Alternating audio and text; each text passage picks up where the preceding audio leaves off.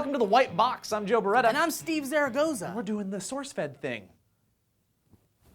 Business Insider just completed a massive reader survey on what are the best apps for the plethora of computing devices out in the world, and they created a top 100 best apps for everyone in the world that you should be using right now. The list is for everything: Androids, iPhones, iPads, Windows phones, tablets, PCs, Macs, everything. They narrowed the list of 200 down to 100 and presented them to the world. They're not ranked or anything, but they're busted up into categories. And since we're constantly connected to our computing devices, we thought, let's discuss. First up, let's get this out of the way: games. Games! If you haven't played any of these, you should. If you haven't heard of any of these, you should. Stop being a dead person. Stop being dead. On the list, we've got ubiquitous games like Angry Birds, Doodle Jump, Flight Control, Temple Run, Infinity Blade 2, and Plants vs. Zombies. I could never get into Doodle Jump. Just jump up a lot. I like it. I play it all the time. I think it's the competitive nature of it that I like to play. And it's like, once you get up to the top and your score is crazy, you're like, oh my god, oh my god, oh my god, oh my god, oh. Sounds like anxiety and disappointment. For the most part, I've enjoyed all of these other games for long periods of times, but there are two things on this list that I'd never heard of, which I find intriguing. The first is Plague Inc. It's only available on the iOS, so meh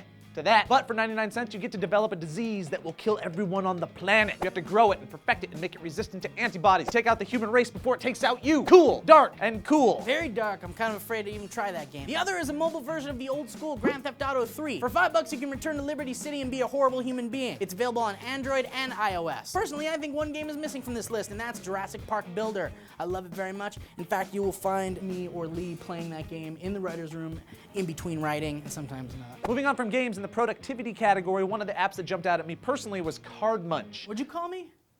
A card munch. You take pics of business cards that you accumulate throughout your life, and they get added to your contacts automatically and then added to your connections on LinkedIn. And then you can throw away the business card, because let's be honest, that's what you were gonna do anyways. And for the cost of free for use on the Android and iOS, you can get CloudOn, which lets you use full PC versions of Microsoft Word, PowerPoint, and Excel on your mobile doohickey. And you can store everything in the cloud. Whoa.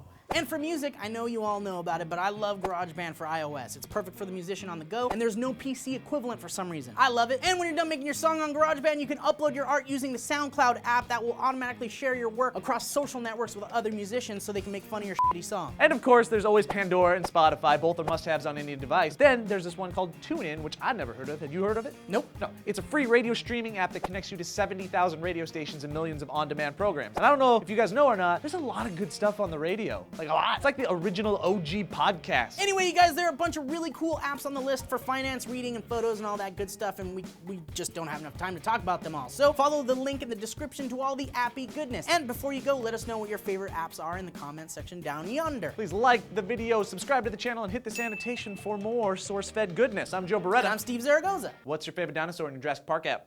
I like my raptors. But I also like my Dilophosaurus. Typical Zaragoza.